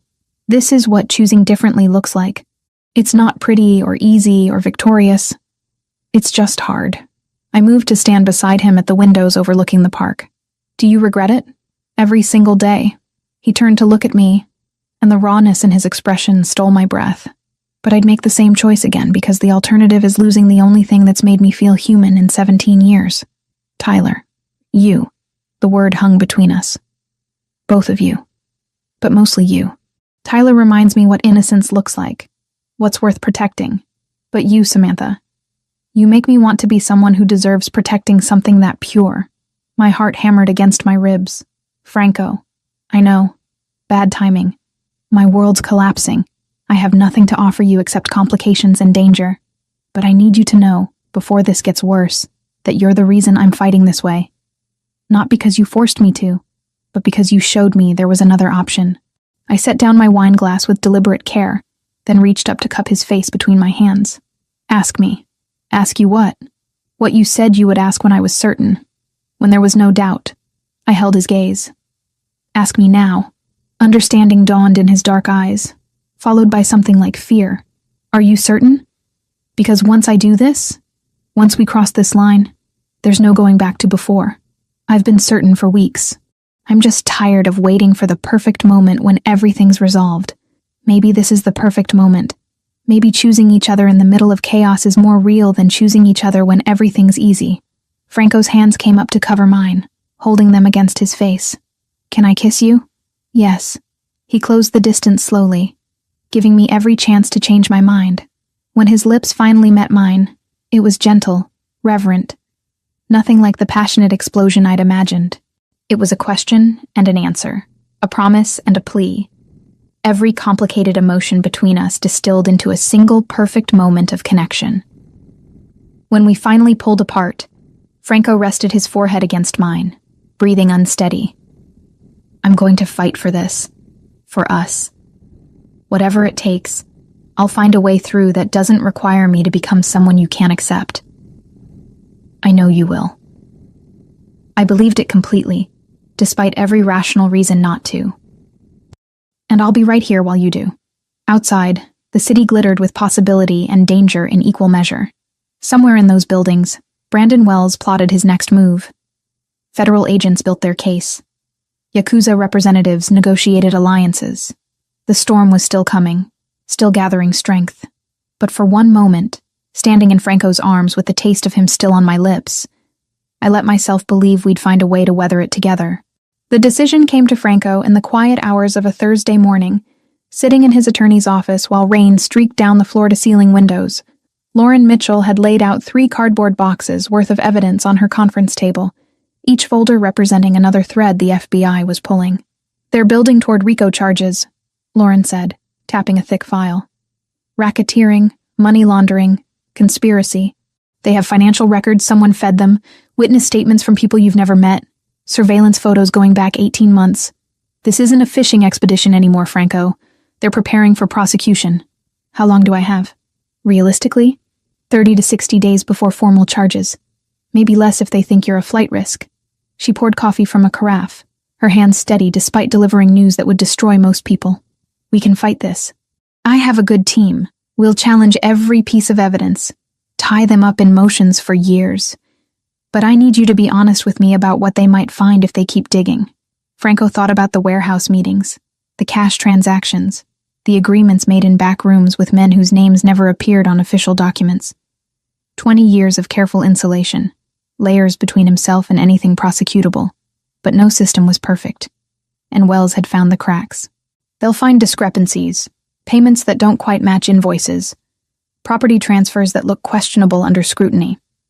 Nothing that definitively proves criminal activity, but suspicious patterns that fit their narrative. Can we explain those patterns? With enough legal creativity, probably. But it'll be expensive, time-consuming, and there's no guarantee we win. He stood, moving to the window. Manhattan stretched below, indifferent to his crisis. What if there was another option? Lauren's expression shifted, professional curiosity replacing the careful neutrality she'd maintained. What kind of option? The kind where I give them something bigger than me. Something valuable to their investigation that makes my small-time operations look irrelevant. You're talking about cooperation. She set down her coffee carefully. Franco, that's a massive step. Once you go down that road, there's no coming back. Your organization will fracture completely. People who've been loyal for decades will see it as betrayal. My organization is already fracturing. I've lost 2 captains and their entire crews. The people who stayed are 1 bad week away from jumping ship. He turned to face her. What I'm asking is this. If I had intelligence about a larger criminal enterprise, one that's been trying to expand into U.S. territory, would federal prosecutors be interested in a deal? Lauren leaned back in her chair, fingers steepled beneath her chin. Depends on the intelligence. Would need to be verified, substantial, and lead to actual prosecutions. But yes, if the information was valuable like that, DOJ might be willing to negotiate. Archive the investigation against you, seize assets, supervision going forward, but no prison time. The Yakuza Yamaguchi has been trying to establish operations in New York for 5 years. I have documentation of their money laundering routes, names of American officials receiving bribes, details of human trafficking operations they're running through West Coast ports. Franco pulled out his phone, scrolling to encrypted files he'd been collecting as insurance for years. This isn't speculation or hearsay. It's documented evidence that could dismantle their entire North American network. Lauren's eyes widened fractionally, the only sign of surprise she allowed. How did you obtain this information? By being more paranoid than my competitors. Every time the Yakuza made a move in territory adjacent to mine, I had people documenting it. I never planned to use it for cooperation. But I also never planned to be backed into a corner by Brandon Wells. This is a different level, Franco. You're talking about bringing down an international criminal organization. The Yakuza doesn't forgive that kind of thing. Neither does the FBI forgive organized crime in their backyard. I'd rather take my chances with one than the other. He pocketed his phone. Set up a meeting, quietly. I want to talk to whoever's running this investigation. Lauren spent 3 days making arrangements, using back channels and trusted intermediaries to ensure the meeting wouldn't leak. When it finally happened, it was in a nondescript office building in Lower Manhattan, the kind of place where dozens of businesses operated anonymously. Special Agent Daniel Foster looked younger than Franco expected, maybe 40, with sharp eyes that cataloged everything without seeming to. He sat across from Franco and Lauren at a plain conference table, 2 other agents flanking him silently. Mr. Ricchetti, I'll admit, when your attorney requested this meeting, I was skeptical about what you could possibly offer that would interest us. Then let me make it simple. Franco slid a USB drive across the table. That contains financial records, communication intercepts, and operational details of the Yakuza Yamaguchi's North American network. Specifically, their money laundering operation through cryptocurrency exchanges, their human trafficking routes from Asia through Seattle, and the names of 15 U.S. officials, including 2 federal judges, who've accepted bribes in exchange for interference. Foster picked up the drive, turning it over in his hands without inserting it into anything. This is allegedly from the Yamaguchi organization, verified and cross-referenced. 5 years of intelligence gathering. Routes, methods, contact information, financial accounts, everything you'd need to build prosecutions that would cripple their operations for the next decade. And you're offering this because? Because you're investigating me for crimes that, in the grand scheme, are relatively minor compared to international human trafficking and judicial corruption. Because I'm trying to transition out of illegal operations anyway, and this gives me leverage to do it on better terms. And because Brandon Wells has allied himself with the Yamaguchi to destroy me, which makes them my problem as much as yours. Foster exchanged glances with his colleagues, silent communication passing between them. Even if this information is legitimate, and we'd need to verify every detail, what exactly are you proposing? Lauren spoke up, her voice crisp and professional. My client is willing to provide this intelligence and cooperate fully with your investigation into the Yamaguchi network. In exchange, we're requesting that the current investigation into Mr. Ricchetti be archived, his assets released from seizure, and a supervised transition period where he winds down any remaining questionable operations under federal oversight. No prison time, Foster said flatly, for someone we believe has run an organized criminal enterprise for over a decade. For someone who's providing you with evidence that will lead to dozens of prosecutions more significant than anything you could build against him, Lauren countered. The cost-benefit analysis here is clear, Agent Foster.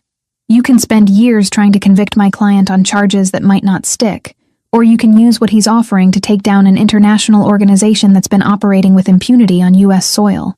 Foster set the drive down, folding his hands on the table. I'll need to verify the contents before we discuss any deal. If this is what you claim, I'll bring it to my superiors and the DOJ. But understand something, Mr. Ricchetti. If you're cooperating with us, you're burning every bridge you have in the criminal world. People who've worked with you for years will see this as the ultimate betrayal. You'll need protection, probably relocation, definitely a complete restructuring of your life. I understand. Do you? Foster leaned forward. Because in my experience, men like you don't really grasp what cooperation means until you're watching everything you built crumble around you. Your organization will fracture, your reputation will be destroyed, former associates will become enemies. This isn't a reset button. It's scorched earth. Franco thought of Tyler's small hand in his during museum visits, of Samantha's steady gaze when she'd told him she'd stay through whatever came. I'm aware of the costs. I'm choosing to pay them anyway. Foster studied him for a long moment, then nodded slowly. We'll be in touch within 72 hours. The verification process took 6 days. Franco spent them in a state of suspended animation, meeting with Tyler and Samantha as if nothing had changed while his entire future hung in federal hands. He didn't tell them about the meeting with Foster, couldn't bring himself to voice the possibility until it was real. On the 6th day, Lauren called. They want the deal. DOJ approved it. You provide full cooperation, testify if needed, turn over all documentation. In exchange, investigation archived, assets released minus a $2 million civil forfeiture, and 3 years of supervised probation, where you report quarterly on business operations. Franco closed his eyes, relief and dread washing over him in equal measure. When do they want to start? Tomorrow. They're moving fast, want to hit the Yamaguchi network before anyone realizes where the intelligence came from. She paused. Franco, this is going to get ugly. When word spreads that you cooperated with feds, the fallout will be immediate and severe. I need you prepared for that. I'm prepared. He wasn't. Not really. But there was no going back now. The FBI moved with military precision once the deal was formalized. Within 48 hours, coordinated raids hit Yakuza operations across 5 cities. Arrests, asset seizures, frozen accounts. The news coverage was relentless, detailing the scope of the organization's criminal network and praising the intelligence that had made the takedown possible. Brandon Wells's name appeared in the 4th wave of arrests, his connection to the Yakuza exposed through financial records and communication intercepts. The man who'd set out to destroy Franco found himself facing federal charges for conspiracy, money laundering, and providing material support to a criminal organization. Franco watched the news coverage from his penthouse, Joseph standing silently beside him. Roberto called, Joseph said finally, along with about 20 others from the organization. They know it was you who provided the intelligence. They know you cooperated. What did you tell them? That you made a strategic decision to ensure long-term survival. Most of them didn't want to hear it. Roberto specifically said you've violated every code we operate under, and that there will be consequences. Let them try. Franco's voice was flat, exhausted. I'm done with those codes. I'm done with that world. They won't make it easy. You've burned bridges with everyone who operated under those old rules. And the Yakuza, if any of them avoid prosecution, they'll have long memories. I'll deal with it. Franco turned from the window. What about you? You staying or following Roberto out the door? Joseph was quiet for a moment. I've known you since you were 20 years old. I watched you take over from your father, build this organization from the ground up. And in all those years, I've never seen you care about being anything other than successful. Until now. That didn't answer my question. I'm staying. Because whoever you're becoming is more interesting than who you were. Joseph moved toward the door. But I hope she's worth it, Franco. That woman and her son. Because you just traded an empire for the chance to be part of their lives. She is. They both are. After Joseph left, Franco stood alone in his penthouse, surrounded by the trappings of wealth that suddenly felt meaningless. He'd won, in the most technical sense. The investigation was over. Wells was facing justice. The Yakuza network was dismantled. But the cost was everything he'd spent 2 decades building. His organization would dissolve completely now, captains taking their operations independent or joining other groups. His reputation in the criminal world was destroyed permanently, and somewhere out there, people who'd once been loyal now considered him a traitor worth eliminating. He pulled out his phone, stared at Samantha's contact. She deserved to know what he'd done, what was coming, but the words wouldn't form. Fear of her reaction paralyzing him. A knock on his door pulled him from the spiral. When he opened it, Samantha stood there with Tyler asleep on her shoulder, her expression determined. I saw the news, she said simply. Can we come in? Franco stepped aside, letting them enter. Samantha laid Tyler on the couch, covering him with the blanket Franco kept there, then turned to face him. Tell me what you did. So he did. Everything. From the meeting with Foster, to the deal, to the verification, to the raids. He left nothing out, watching her face for signs of judgment or fear or disgust. When he finished, Samantha was quiet for a long moment. Then she stepped forward and wrapped her arms around him, holding tight. You kept your promise, she whispered against his chest. No violence, no shortcuts. The hard way. The hard way cost me everything. Not everything. She pulled back, meeting his eyes. You still have us. If you want us. Franco's hands came up to frame her face, thumbs brushing away tears he hadn't realized were falling down his own cheeks. That's all I want. All I've ever wanted since I met you both. She kissed him then, fierce and claiming, a promise sealed without words. When they finally separated, Tyler was watching from the couch, his blue eyes serious and evaluating. Franco knelt beside him. Hey, buddy. You okay? Tyler studied him for a moment, then reached out and touched Franco's face gently, deliberately. A gesture of comfort, of understanding beyond words. He knows, Samantha said softly. Somehow, he always knows. Franco gathered Tyler into his arms, holding the child who'd changed everything, and let himself believe that maybe trading an empire for this, for genuine connection, for love, for the possibility of redemption, had been the best decision he'd ever made, even if it meant facing consequences he couldn't yet imagine. 8 months had passed since Franco's world had imploded and rebuilt itself into something unrecognizable. The penthouse overlooking Central Park remained his, but most of the other properties had been sold or seized. The empire he'd spent 2 decades constructing had dissolved like morning fog, leaving behind only the legitimate businesses and a handful of investments that could survive federal scrutiny. Franco sat in what used to be his office at the Foundation headquarters, reviewing grant applications with the same focus he'd once applied to territorial negotiations. The Luca R. Foundation had expanded significantly, now operating in 3 states with a staff of 12. It was the part of his legacy he'd kept, the piece that meant something beyond accumulation of power and money. You have a call on line 2, his assistant said through the intercom. Joseph Bellini. Franco picked up, leaning back in his chair. Joseph. Been a while. 3 months, Joseph confirmed. I've been keeping my distance, letting the dust settle. But I thought you'd want to know. Roberto was arrested last week. Money laundering charges. Apparently he tried running the old operations without your connections, got sloppy, and the feds noticed. I'm sorry to hear that. Are you? Joseph's tone was neutral, curious rather than accusatory. He walked away from you, called you a traitor. Last time we spoke, he said he hoped you ended up in a shallow grave somewhere. Doesn't mean I wanted him in prison. Franco rubbed his eyes. Exhaustion from late nights reviewing financial statements catching up to him. How are the others? Scattered. Some went independent, some joined other organizations. Diego is running a security consulting firm, completely legitimate as far as I can tell. Fernando disappeared.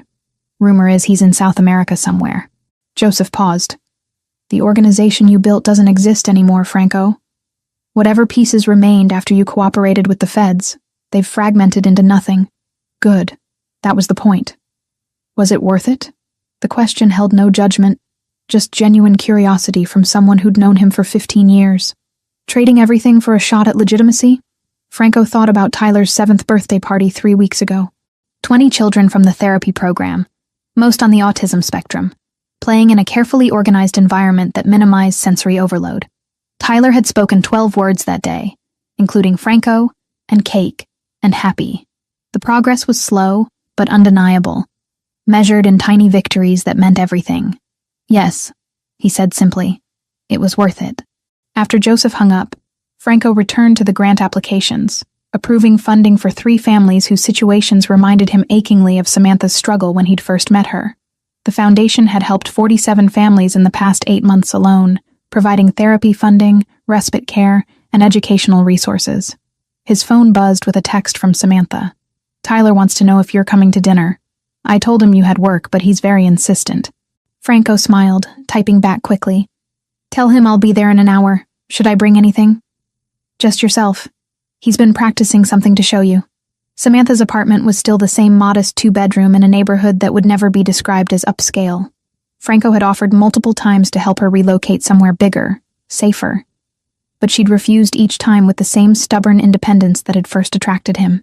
I'm capable of providing for my son, she'd said the last time he'd suggested it. And I need to maintain that capability, even if your life has gotten complicated. If something happens and you're not around, Tyler and I need to know we can survive on our own. She'd been right, of course. Franco's supervised probation meant quarterly reports to federal agents, random audits of his business dealings, and the constant possibility that one misstep could land him in prison despite the deal. Living independently from him wasn't just pride, it was practical survival. Tyler answered the door when Franco knocked, his small face lighting up with recognition and joy. Franco. The word was clear, deliberate. One of the 27 words Tyler could now produce verbally. Each one was a triumph, celebrated by everyone in his support network. Hey, buddy. Franco knelt down, accepting the enthusiastic hug Tyler offered. Physical affection had become easier for Tyler over the past months, though he was still selective about who received it. Your mom says you have something to show me.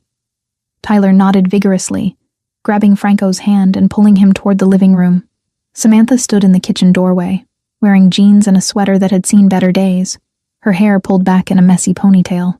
She was beautiful in a way that had nothing to do with polish or presentation, and everything to do with the warmth in her eyes when she looked at her son. He's been practicing all week, she said. I have no idea if this will actually work, but he's determined. Tyler positioned Franco on the couch, then carefully retrieved the chess set they'd been using for months. But instead of setting up for a game, Tyler began moving pieces with deliberate purpose, speaking as he did. Pawn. Forward. 2. Franco's breath caught. Tyler was calling out chess moves, narrating his own actions in real time. The speech therapy, the intensive work, all of it culminating in this moment, where Tyler independently chose to combine his love of patterns with his developing verbal skills. That's incredible, Ty. Franco kept his voice steady, despite the emotion threatening to overwhelm him. You're playing and talking at the same time. Knight. L-shape.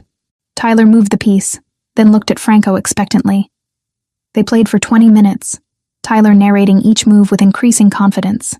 Some words were unclear, the articulation imperfect, but the intent was unmistakable.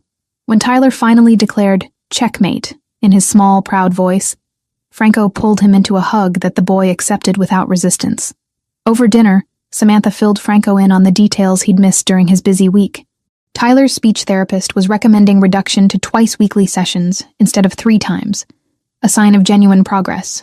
The occupational therapy was also scaling back as Tyler developed better sensory regulation. The intensive early intervention was paying off in ways they'd barely dared hope for 8 months ago. I enrolled in classes, Samantha said casually while clearing plates. Community college, business administration with a focus on nonprofit management. Franco stopped mid-movement. That's wonderful. When did you decide that? About a month ago. I've been volunteering at the foundation, seeing how it operates, and I realized I could actually do this professionally. Help families like mine navigate the system, advocate for services, make a difference. She met his eyes. I'm still working part-time at Marcello's, but I want something more. Something that matters beyond paying bills. You'd be brilliant at it.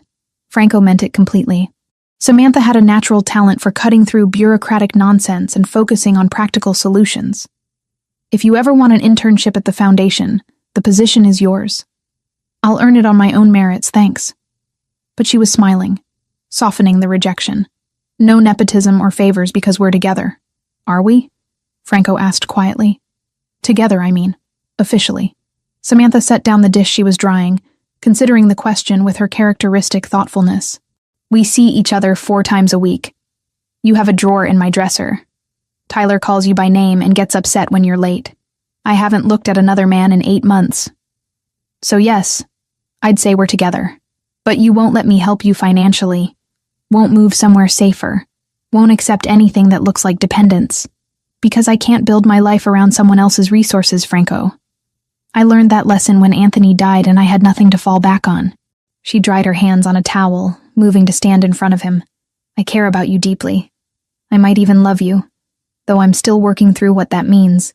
But I need to know Tyler, and I can survive without you. Because your world is still dangerous in ways mine isn't. She was right, as usual. The supervised probation was stable for now. But Franco lived with the knowledge that federal agents were watching, that former associates held grudges, that the Yakuza didn't forgive cooperation even across international borders. Building a life with him meant accepting those risks, and Samantha was clear-eyed about what that required. I understand. He pulled her closer, wrapping his arms around her waist. But for the record, I definitely love you. Both of you. That's not something I'm working through. I'm completely certain. Samantha smiled against his chest, her arms coming up to circle his neck. Then I guess that's a good start. Later, after Tyler was asleep and they sat together on her worn couch, watching a movie neither was paying attention to, Samantha spoke into the comfortable silence. Joseph called me last week. Franco tensed. Why? To warn me. He said there are still people angry about your cooperation, that I should be careful, that Tyler and I might be vulnerable because of our relationship with you. She felt Franco start to pull away and held him tighter. I didn't tell you because I knew you'd panic and try to wrap us in layers of security that would suffocate us both. Samantha, if there's a credible threat, Joseph said it's mostly talk. Angry people venting, but no concrete plans or imminent danger. He's keeping ears to the ground and promised to tell me if that changes. She tilted her head to look at him. I'm not naive about the risks, but I'm also not going to live in fear of possibilities. We take reasonable precautions, stay aware, but we don't let it control our lives. Franco wanted to argue, to insist on armed security and safe houses and all the measures his protective instincts demanded. But he'd learned over the past 8 months that Samantha made her own decisions about acceptable risk, and trying to override that destroyed the trust between them faster than any external threat. Fine, but you tell me immediately if anything seems off, anything at all. Deal. 3 weeks later, Franco received notification that Brandon Wells had been sentenced to 12 years in federal prison for conspiracy, money laundering, and providing material support to a criminal organization. The Yakuza Yamaguchi network in North America had been effectively dismantled, with over 60 arrests and hundreds of millions in seized assets. The news coverage praised the intelligence that had made the takedown possible, though Franco's name was carefully omitted from official statements. The deal with the FBI had included provisions protecting his identity as a cooperating witness, though anyone in the criminal world who cared to know had already figured it out. Joseph called that evening. Wells is done. 12 years, no possibility of parole before 8. He'll be an old man when he gets out. Good. Franco felt no satisfaction in Wells's downfall, just relief that the threat was neutralized. And the Yakuza? Broken in the US. They'll rebuild eventually, but it'll take years. You're probably safe from them, though I wouldn't recommend visiting Japan anytime soon. Joseph chuckled darkly. The irony is that Wells set out to destroy you and ended up destroying himself instead. If he'd just let that night at the restaurant go, none of this would have happened. Ego and revenge make people stupid. They certainly do. Joseph paused.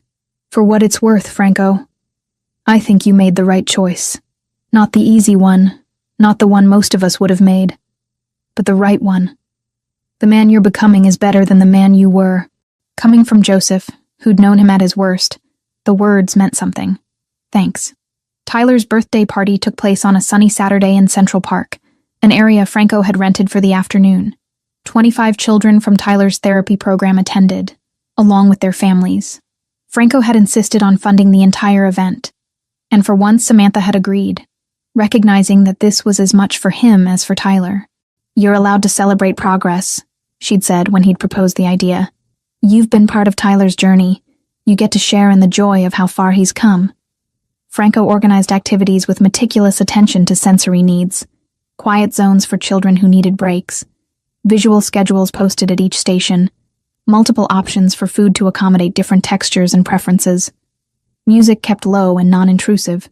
Tyler moved through the party with confidence that would have been unimaginable 8 months ago, interacting with other children, responding to questions from adults, showing off his chess skills to anyone interested. When it came time for cake, he stood in front of the group and said clearly, "Thank you for coming. I'm 7 now." The parents applauded, many with tears in their eyes. They understood what each word represented, how much work went into that simple statement.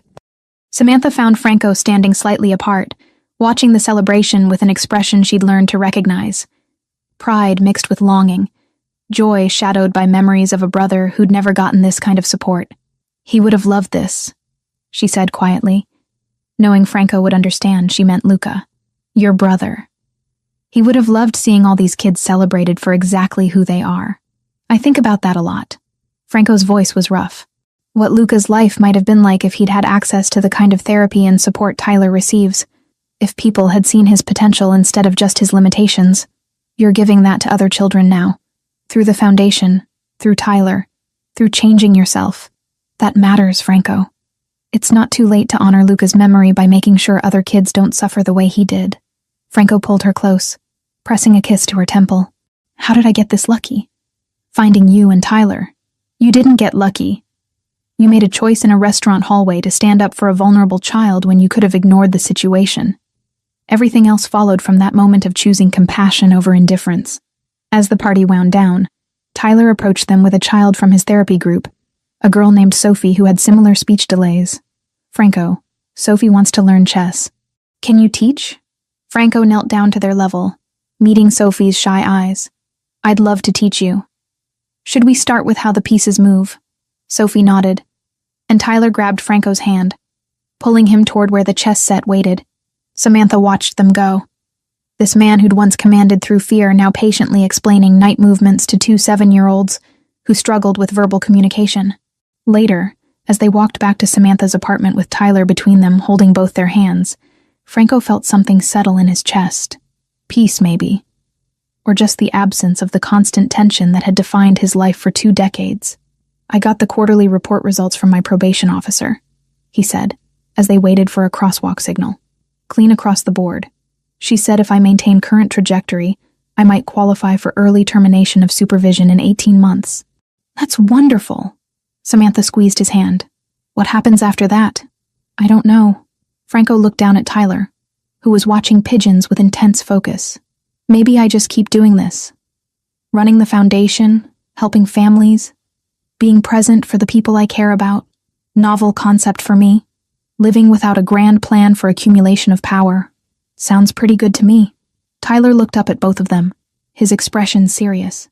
Ice cream? They laughed, the sound carrying across the city noise. Tyler had learned to ask for things he wanted, to communicate needs and desires verbally. Another small victory in a journey filled with them. Yeah, buddy, Franco said. We can get ice cream. As they walked toward the ice cream shop Tyler favored, Franco reflected on the distance he'd traveled in 8 months.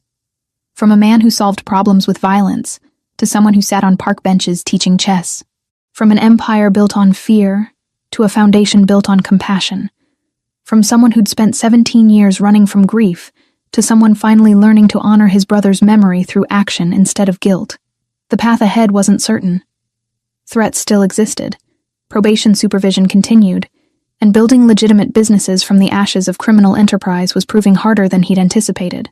But walking through Manhattan with Samantha's hand in his and Tyler's delighted chatter about ice cream flavors filling the air, Franco decided that uncertainty was acceptable. He'd chosen this, all of it. The hard path, the transformation, the risk of caring deeply about people who could be hurt by his past. And he'd choose it again every single day. Because happiness, Franco was learning, wasn't about having everything under control. It was about finding people worth changing for and then doing the work to become someone who deserved them. The rest was just details to figure out along the way. The end.